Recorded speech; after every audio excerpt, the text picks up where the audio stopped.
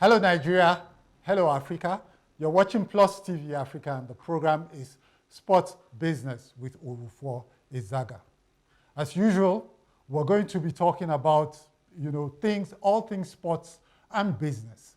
And, we're reaching you live from our studios in Victoria Island, Lagos. Today we'll be talking yet again about the Nigeria Premier Football League. Over the last 3 weeks, we have spoken to key stakeholders of the N.P.F.L, and today we'll be speaking to the very Oga at the top, Honourable Gbenga Elegbeleye, who is the chairman of the N.P.F.L board. The 2024 season has ended, and for the first time in 25 years, we have a private club, Remo Stars Soccer Club, as the champions of Nigeria. The last time a private club won the league was in 2000 when Julius Berger were crowned champions. So, is this a new phase for the N.P.F.L? Are we about to see the rise of privately owned clubs as was the case in the 1980s and 1990s? We'll be discussing 3 years of stability and progress under the leadership of Elegbeleye and why corporate Nigeria should take notice and get involved in the league for marketing and investment reasons. Before we begin, however, as is the nature or tradition of this program, we're going to take a very short break so that you can prepare for the insightful session that is to follow. You may also want to invite a friend or two to join you, because you may hear a thing or two that could change the way you look at sports and maybe create an opportunity or two for you or your organization. We'll take that short break now, and when we return, the business begins.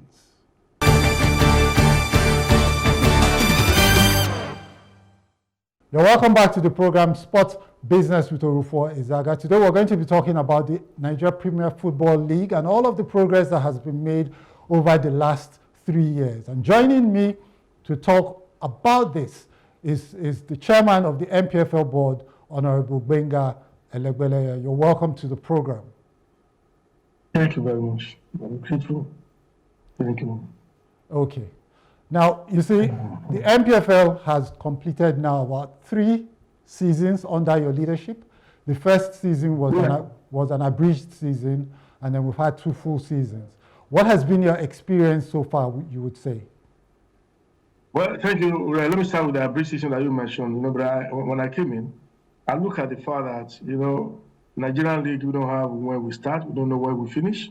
So sometimes when they select teams for CAF competition, we're supposed to be the first 3 on the league.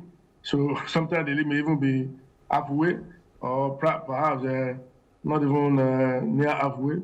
So teams were just unpicked.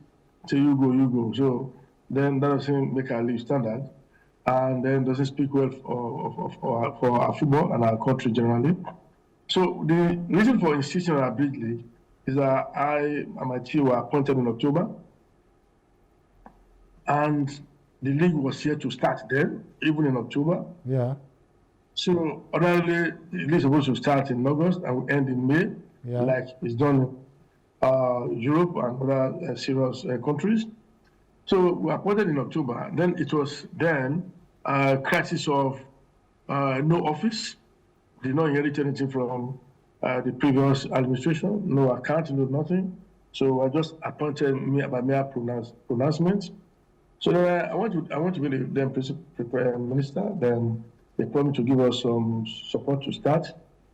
No office. Then again, they have to give us some 3 rooms in National Stadium to start operating. Well, I know the place very well. Being a former DG of the National Sports Commission, I know the geography of the stadium, and I know the office given to do not conducive. At least we must just start somewhere, staff must have where they can sit. Even if I'm not going to be using the place, at least I can come and operate as well. Then we were able to at least kickstart. Then we now discovered that even in December, clubs were not ready to cooperate with us. There was crisis of we will start, we will not start. And I look at it, so this is the way it is. The only thing that can make us conform with the standard of Europe in terms of keeping a particular time, keeping to time when we start, when we finish, is that then again we have to fight. If it is fight that people want to fight, then we need to fight back. And I'm sorry, I have to fight back. And by insisting that we have to play a bridge league because then we have to start in January. But at December, we couldn't start. It was 1 week, one trouble, one this, one other thing. So, and I said, okay, this thing, now in that course of decision, I now see myself, my own name is at stake. It's like I was given an assignment.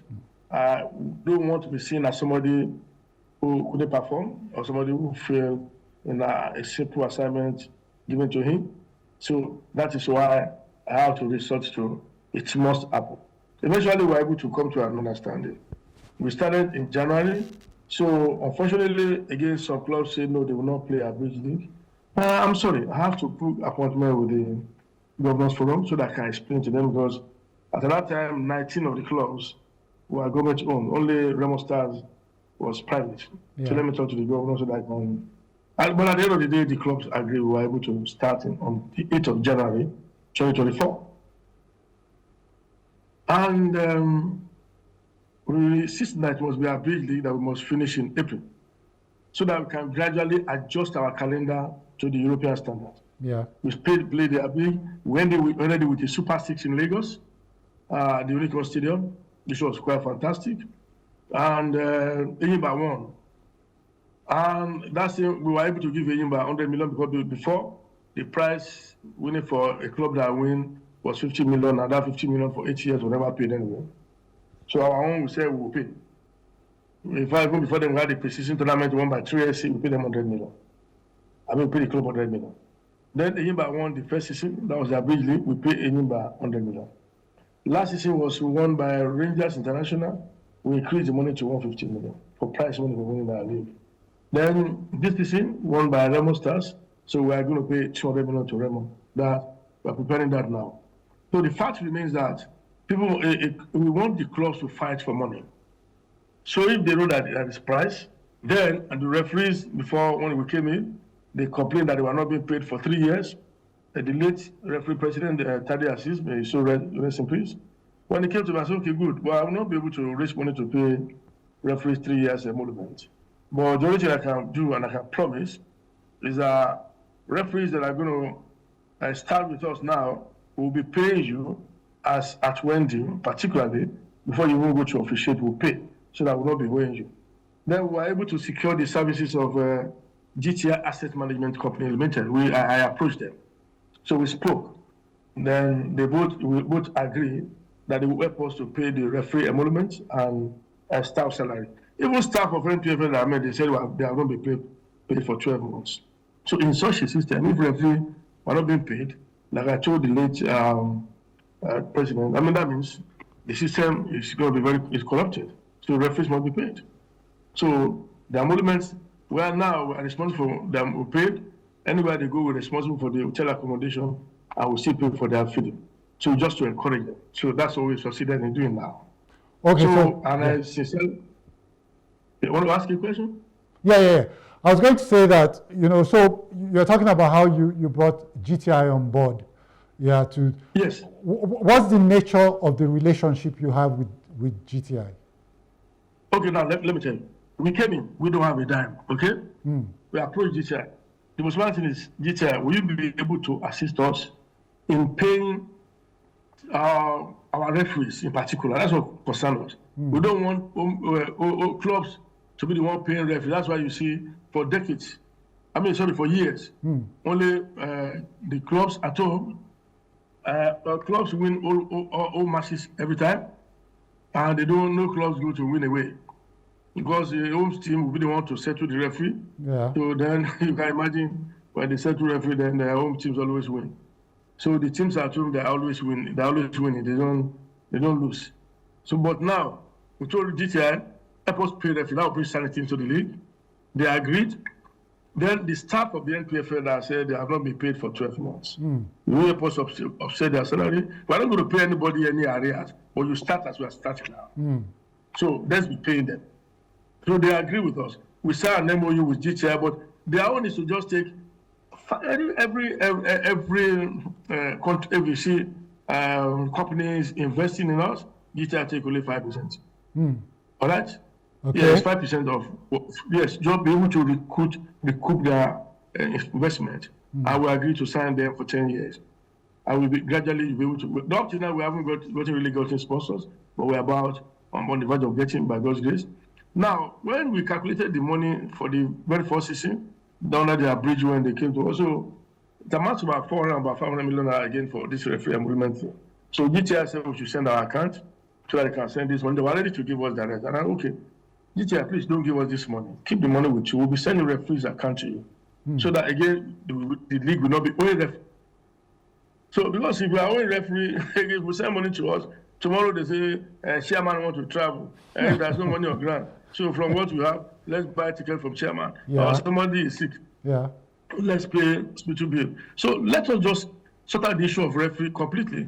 So you keep the money with you. And as they are going to officiate, please pay them. Pay the hotel accommodation. You pay the hotel that I don't give them hotel money. Identify the hotel where they are going, pay their feeding, pay their accommodation. So that was the agreement with GTI. And we registered, GTI went to register our agreement, we went to Security and Exchange Commission to register it so that there can be security in that our relationship with them. That is as for GTI. And so far, they've been so nice. And besides that, GTI has been paying, as we gave the first season, we were able to give 10 million to each club to just start because then everybody was complaining no money. Second season, again, we were able to loan 20 million. This will be deducted as we make money. That is it. Okay.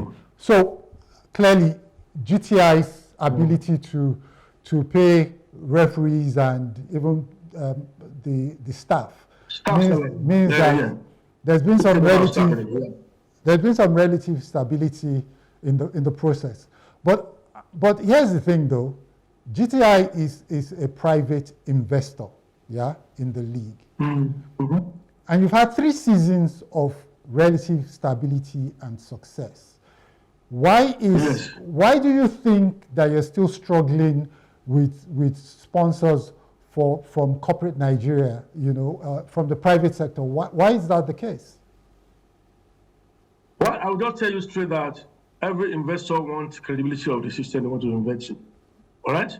Every investor wants visibility for their products, but they're not just spending for nothing. Our league was on television before. Okay? Now we are on television. So now, even on your smartphone, you can watch us in about 102 countries in the world. Just download the N.P.F.L live. Download the app on your smartphone. You can watch 6 of our matches live. Then on television, that's direct to home. We're with Start Times. So Start Times is showing minimum of 4 or 5 matches per week. Let me say 4 matches. So we are now good to go for investors to come in because there is opportunity for them to showcase their product and for the world to see it. Secondly, again, the Nigerian League, the stadium is quite very peaceful. So there is very minimal violent conduct in our playing arena. Fans, you now see fans coming massively to watch matches, unlike before. And the issue is this: we brought in something that's quite unorthodox. Okay, we know that a lot of clubs have violent supporters. When the referee didn't do well or to something they feel the referee is doing something that they doesn't feel what. Some encroach the field, beat up referees. Some beat up or players of the opposing team. And in curbing this, the previous system was that they fined them. So we call that, okay, if we continue to fine, somebody beats the referee have to fall in line and award the dubious penalty so as to escape. They will now fine, say the club pay 500,000. The next week, they will still do the same thing to another referee. All right? It's easy to pay. So we now say, okay, if you beat referee, if you do this, we're going to deduct 3 points from whatever you have. So that's the only thing that can bring sanity to the system. Because 3 points can make you go on relegation. 3 points can make you even lose the title of the league title. So that is it. So no club wants to lose 3 points. Now supporters of every club are the one policing the stadium now, so that nobody will molest officials or players of away team. So that is complete stability now in terms of security in our stadium. So I believe this one will attract investors too. Okay. Now, yesterday, by the way, I listened to a program you were a program you were on radio, and with Michelle Obi? with Michelle Obi, and you were talking about how to retain players in Nigeria. Yeah, the best players in Nigeria, because all over the world, sports business revolves around the stars. If you don't have stars if you don't have stars in your league, then you don't have fans, and if you don't have fans, then you don't have the sponsors and the partners. And you said that you want, as part of making sure that players stay back in Nigeria, you want to get clubs to pay more. Can you tell us more about that at this time? All right, okay. Like I was discussing with Michelle Obi yesterday. I said I started with clubs not doing well in the continent. All right, like, and I gave Rangers as example. You won the Nigerian league trophy, then that qualifies you to play CAF Champions League. But really, after winning, you sold off majority of the players that won the league for you. Then you start recruiting new ones. When will they blend to go to the continent and be competing with the rest of Africa?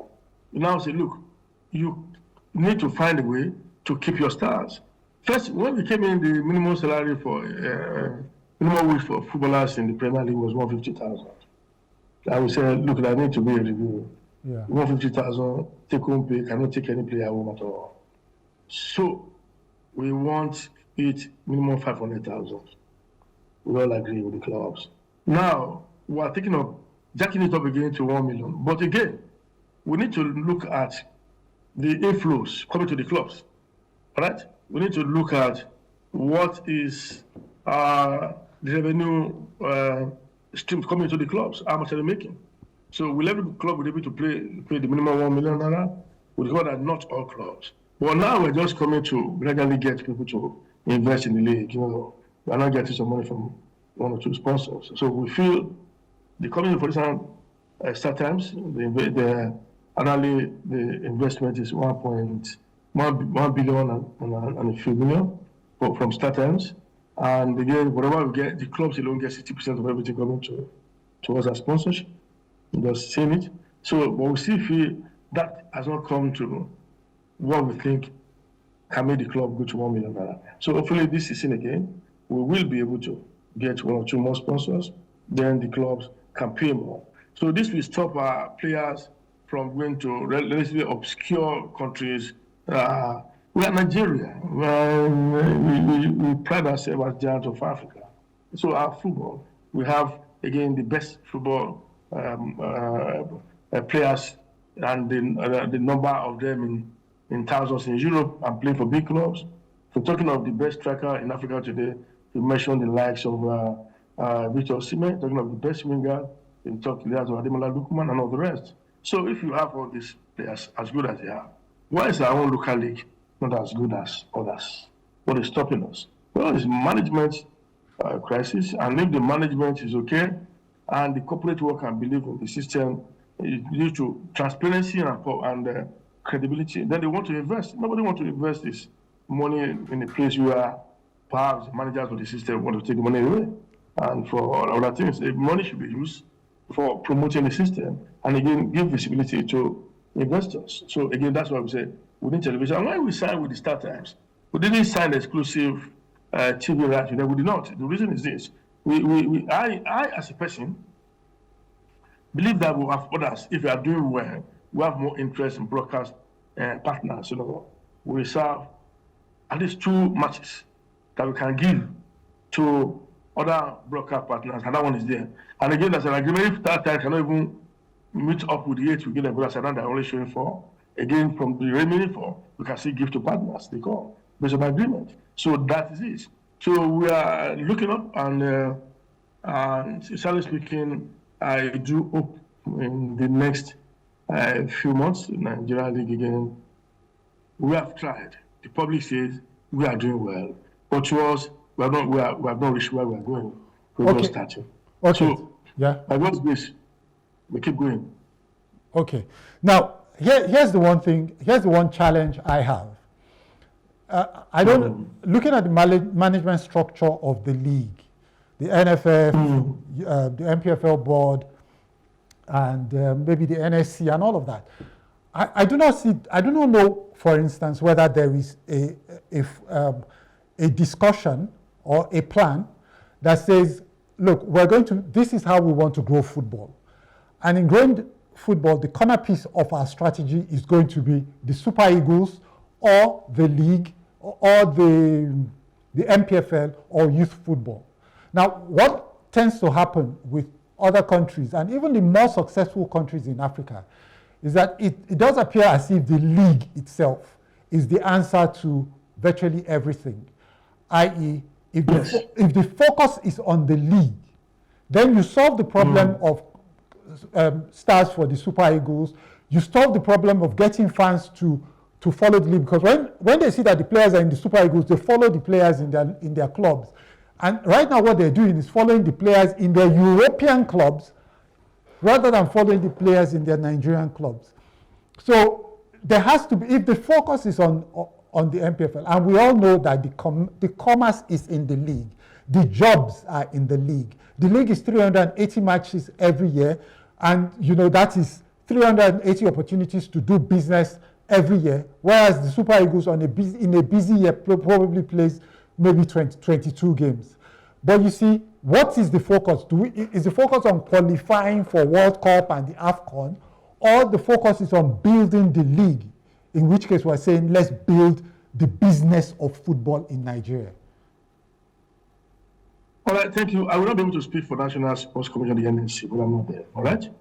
And I can speak partially with, for the Nigerian Football Federation, and being chairman of the league.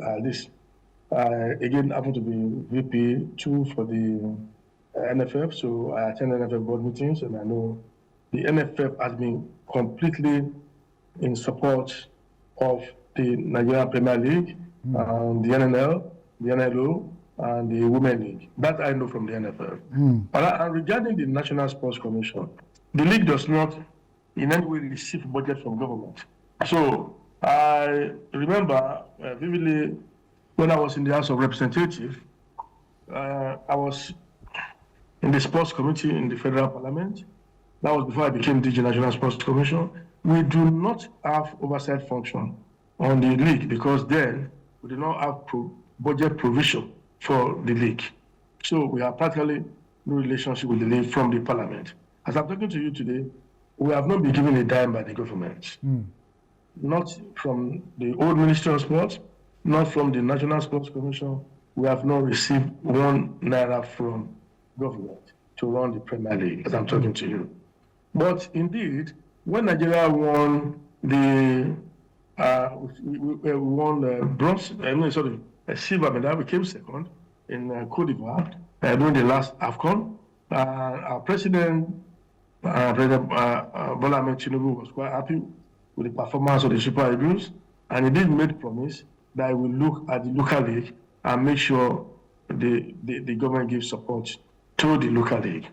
And in line with this, the former sports minister, Senator John Ennon, who was my colleague in the National Assembly, in the House of Rep then, we met, and it was, marshalling plans of what to present to the president, and so that the necessary promise can come. And as a result of that, myself, the NFL president, and the then Minister of Sport that I mentioned, we went to meet with IMG in London. That's the IMG group in the UK. They show interest in Nigerian league. They say, look, we can see some level of credibility in what you are doing. We can see the potential in Nigerian league. This league should be the richest in Africa. And they came to Nigeria. We had several meetings. That was before the establishment of this National Sports Commission. We had several meetings in Nigeria. They came, were in transfer. So thereafter, again, so they left. Unfortunately, Senator Eno was removed from sports and transferred to Ministry of Trade and Investment. So now we have a new National Sports Commission. The chairman indeed again promised us that the National Sports Commission we look into a way of giving budgetary support for the Premier League. And indeed, it's mentioned that, to me in particular, that yes, there is a certain aspect of it that has been inserted in the budget to help us. Well, so we are quite expectant. Well, I know that the promise is one day we have to come to fruition, and we want to use this opportunity again to appreciate the government. And again, besides that, we are meeting with a very strong government agency now, I will say, and we'll be discussing, and I can see progress in our discussion. They may very soon come into our aid by giving support to the Premier League. Okay. You've been listening to Honourable Gbenga Elegbeleye, the chairman of the board of the Nigerian Premier Football League. His administration has been there for 3 years, and we have all seen, those of us that follow the domestic league have seen the great strides that they have achieved in the period. All right, we're going to take a short break now. And when we return, we're going to be talking about the money, more about the money. We're going to be focusing on what the NPFL needs to do or what they're doing to ensure that the money comes in. And where is the money most likely going to come in from? The smart money right now would be on corporate Nigeria getting involved, because that's a more long-term, it's a more long-term, it's a more sustainable way to keep the league successful. When we return, all of that is going to be on the table. So don't go away. We'll be back in a moment.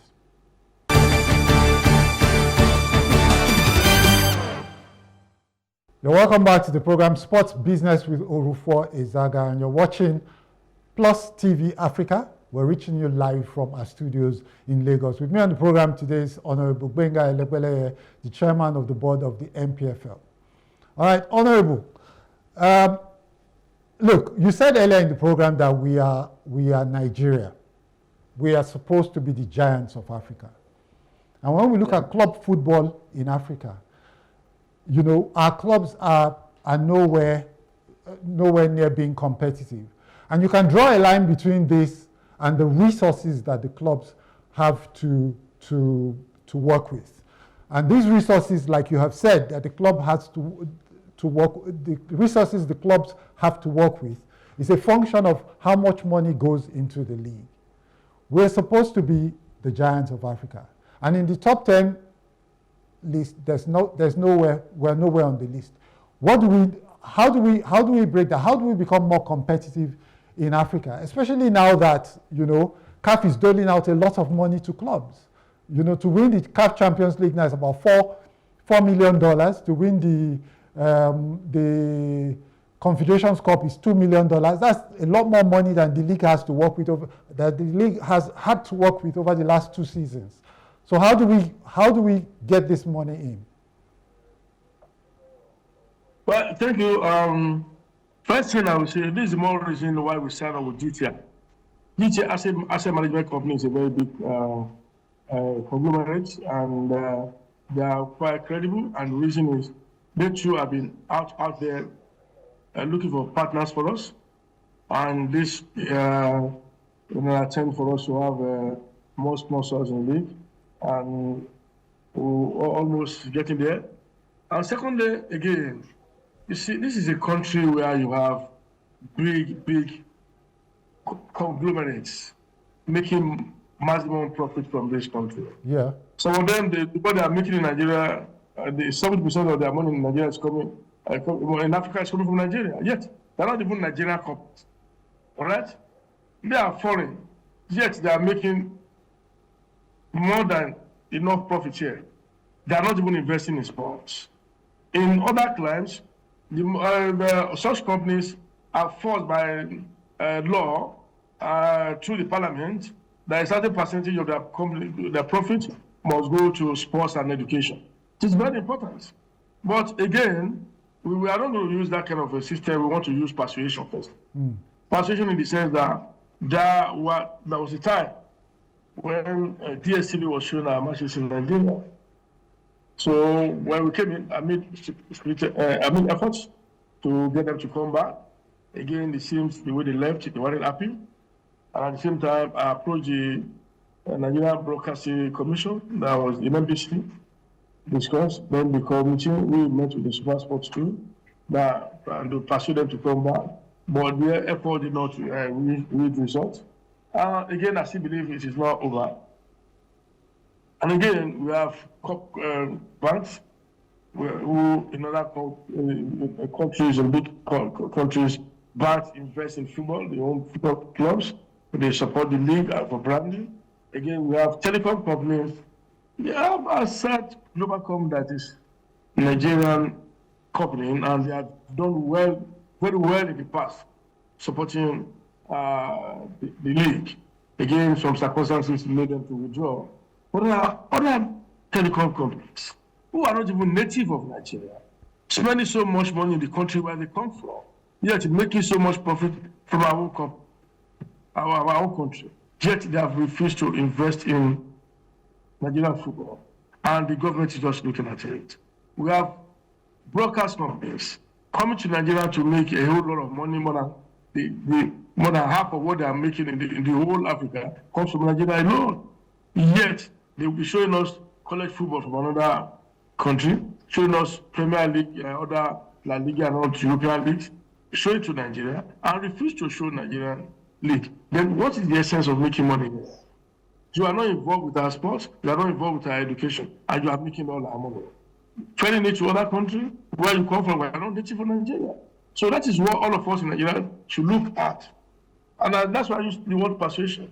Because they say, as you lie your bed, so you as you lay your bed, so you lie on it. We already made the league credible. We will make it investor friendly. People are now coming to the stadium. Africa is even believing in us. Remo Stars that won match today is the first time in 25 years that a private club will win Premier League in Nigeria. And FIFA President Infantino wrote to us, he later wrote coalition Remo Stars. FIFA President I mentioned.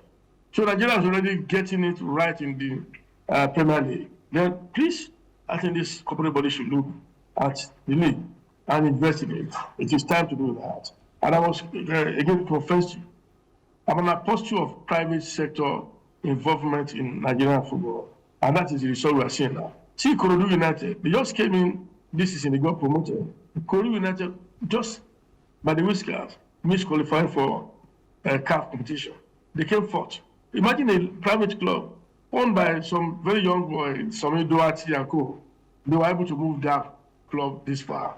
So it means the league is investor friendly now. So that's all I can say. Okay. See, I understand what you say about the foreign clubs, the foreign organizations that come here and do business. But my own interest is the Nigerian organizations themselves. Is it that they can't tell that, you know, the league is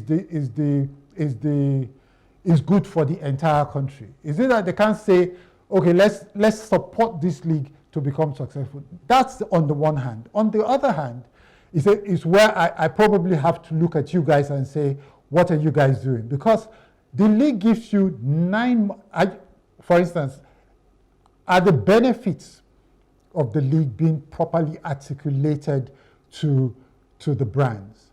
We're talking here about 9 months of consistently being in the media. 9 months of content creation. As a matter of fact, 12 months, because off-season, there's still a lot of stuff that's done. What every match, every event that's played, you know, on social media, you know, on mainstream media, there's a regular mention of the games, of the brands that are sponsoring the clubs and all of that. You know, so it is not just even a question of let's just do CSR. It is actually a smart marketing, you know. It's a business opportunity for the corporate bodies that you mentioned, yeah? Yeah, you know, and that is why all over the world, sports is such a big deal to brands. It's the number one platform that brands use to access fans and consumers around their country and the world, and to connect deeply, because fans are usually very passionate about sports. So on the one hand, there's that, and then there's the fact that, okay, let's support what is good, because if the football league is successful, less young people are involved in crime, a lot of people get more jobs, new classes of wealth are created in society, and all of that leads to a progressive society. But I think the question you should take out of this is, do you have a marketing team in the NPFL that understands how to articulate the needs of the fans as well as the needs of the sponsors, so that they can better push the NPFL to these organizations? Yeah, let me answer the very first question about why are the indigenous companies themselves not even knowing the advantages in partnering the league. Because it's not just a mere CSR, like you said. What I would say is perhaps it's just coming to their consciousness now, because they'll be moving around, they'll be seeing us, and now I believe a couple of companies are talking to us actually, again, regarding our own system within the management, whether we have a marketing team. Yes, we do. And our marketing team collaborate with the GTI assets and management company, because they are professionals, they are much better than those staff that I met in the marketing department. So definitely we have a team. And at the same time, again, we've been talking to some professional marketers outside that we know. For example, we are organizing the meeting with somebody who I know has a wide reach in marketing. We meet with our own staff. Again, we just resolved that after we finish this league, which finished on Sunday, we probably have to identify some few online influencers and have meetings with them and see again what they can do for us. So in that area, I believe probably there will be much opportunity and we can break more grounds. Okay. Do you have what's the situation? You as a person. Sorry? You as a person. Yeah. You are on the list of the 6 people that were listed to talk to. So maybe the management will reach out to you, definitely, because your program is quite educative, and a lot of people listen to you, and you are, and I think most corporate bodies can, through your own medium, get to know more about Premier League and show info. You are among the list of those, the league, the NPFL, penciled down to discuss with. Oh, wow. Perhaps I think that should, after the league, and the league just finished on Sunday. Okay, thank you very much. Yeah, thank you very much for that. I'm honored. Yes. Now, so the thing is, we have a big problem. The elephant in the room, central to whatever efforts you guys are doing to ensure that the league becomes popular with Nigeria, because you first of all have to win the Nigerians to your side, so that Nigerians go to the stadium, and when the camera films the stadium, they see a full stadium. See that sort of atmosphere and energy then translates to the viewer, who then thinks, if this much fun, if this many people are watching this game in Nigeria, that means they're having a lot of fun. I want a bit of that kind of fun.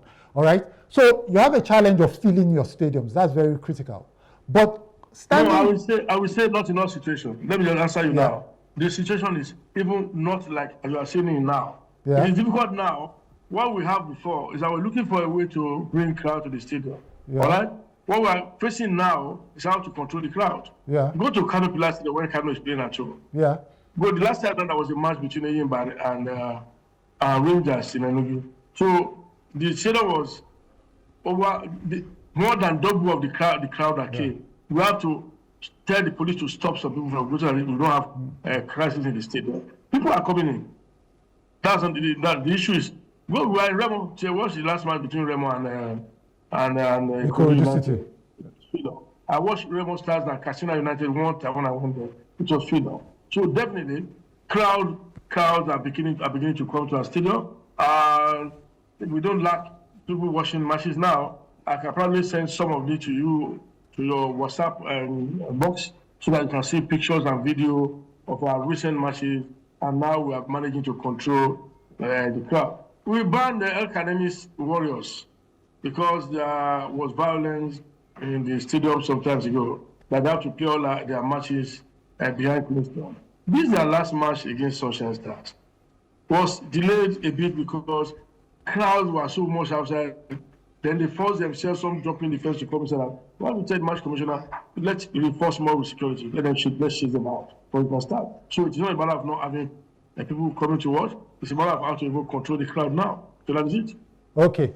So in any case, there's a problem of the influence of European football in Nigeria. Yes. And I'll tell you, particularly on television. Yeah, on television. And then I'll tell you what one of the bigger problems that we have is the fact that, look, if you're selling something, you've got to make me, the receiver of your message, feel like you are passionate about that thing enough to know that that's all that you care about. But then we look at clubs in Nigeria, we even look at some of your NPFL staff. They're posting stuff about the English Premier League and European football. I mean, that's like working for Coca-Cola. NPFL staff? I'm telling you, that's like working for Coca-Cola and drinking Pepsi in public. It should be a taboo. All right, it should be a taboo, but still. I doubt if any NPFL staff will be posting any European club because it's part of our activities in the office. You don't support any club, not even Nigerian club. We work for all the clubs together. So anybody saying, commenting on foreign clubs on social media platform, as a staff of NPFL, will be shown the way. It's part of the ethics what they sign. Okay.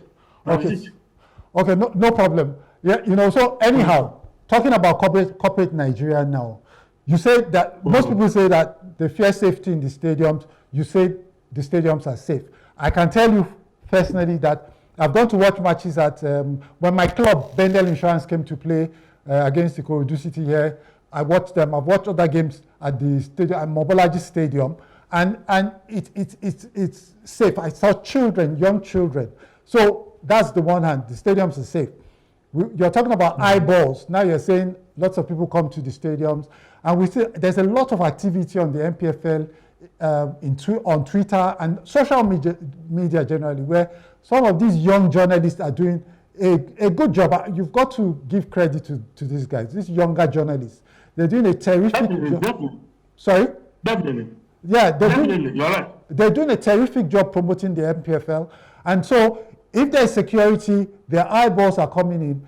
Corporate Nigeria should come on board. Now it's not just about CSR. This is about the fact that, and it's not just corporate Nigerians, by the way, sorry. We're talking about investors in clubs. We have Kunle Shoname, who has proven that, it's safe to invest in our football. We have Somi Doherty. And his club won the league now. And let me tell you, Remo Stars won more away match than any team this season. Yeah.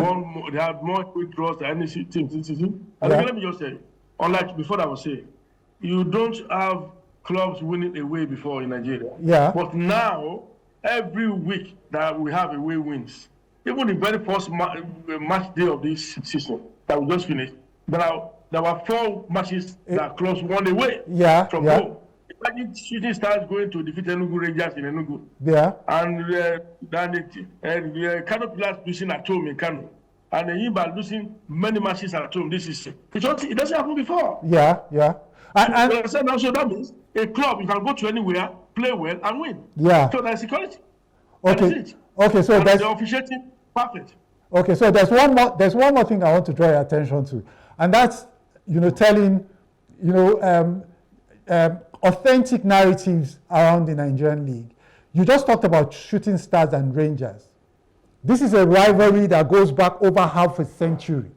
So anytime Rangers is playing Shooting, we should make a big deal out of this. And this is why I'm surprised that corporate Nigeria is still foot dragging.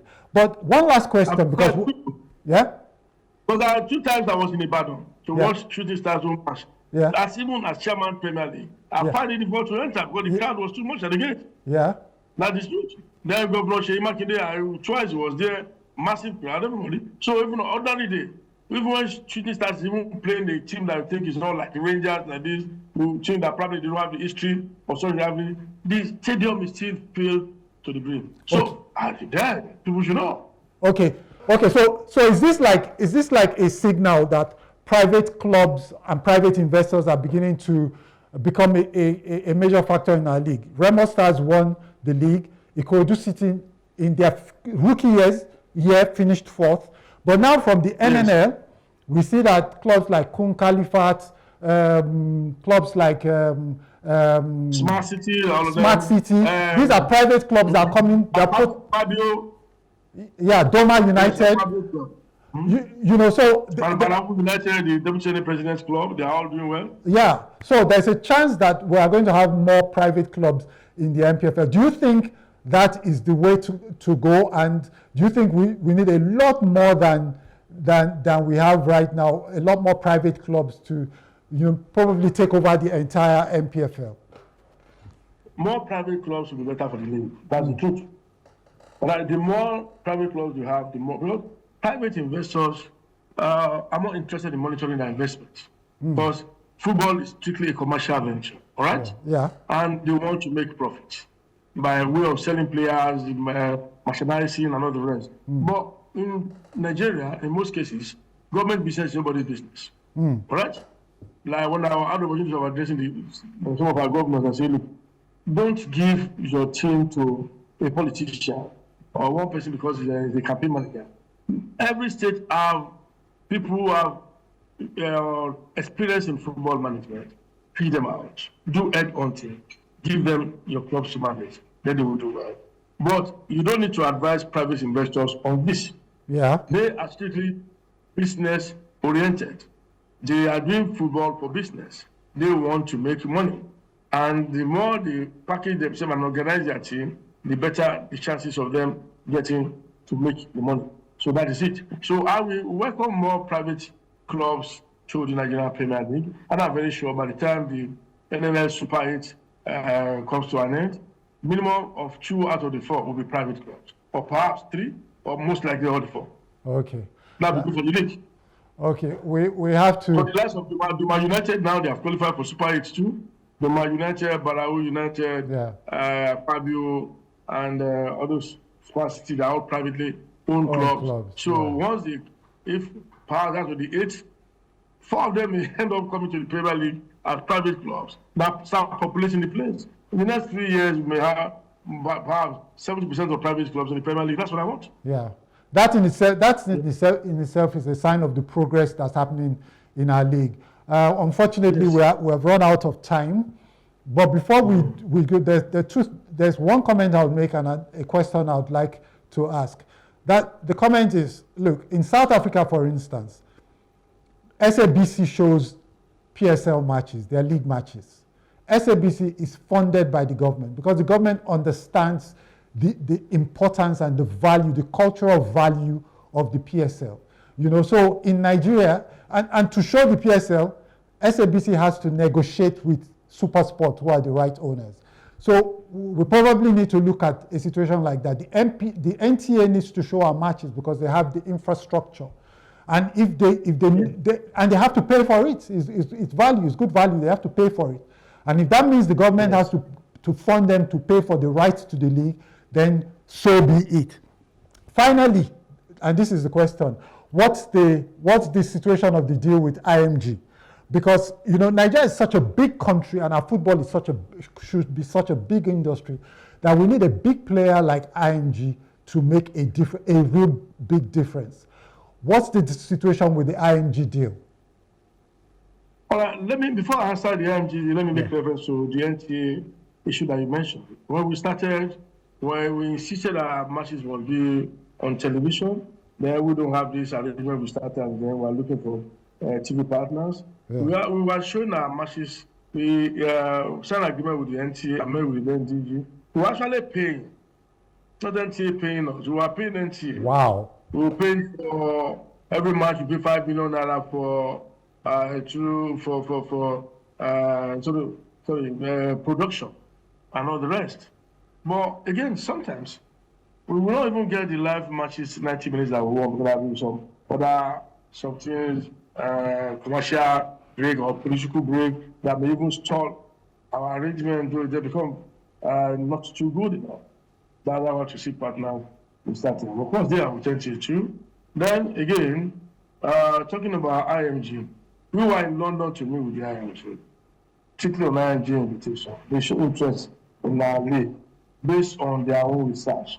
That Nigeria has improvement and there is potentials. We are waiting For, I mentioned to you that we are on the verge of getting involved with a certain government agency. That's what we are waiting for. Once we get involved with them, IMG will come to Nigeria and sign partnership. So we are at that stage. Okay. I agreed to work together. I'm really looking forward to them coming here and because these are global, Yes. they're a global powerhouse and they make a huge difference to our league. Yes, It's been great. It's been really it's been a really insightful conversation. It's been nice having you on the program. We are going to come knocking on your door again to make more appearances on this program because there's so much to say about our league. There's so much to say about sports in Nigeria that we can't do it in just one episode or in 10 episodes for that matter. Thank you very much. It's my pleasure. I will be available. Yeah, I will be available. All right. Thank you very much. And that's been our program, viewers.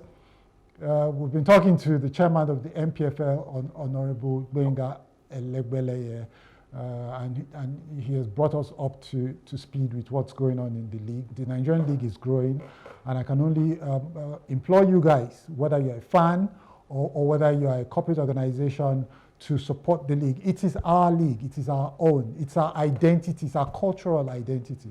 They are our clubs. On the world stage, you're only ever going to be judged by how big the Nigerian league is. You can support any European club you like for as long as, however you want to support them.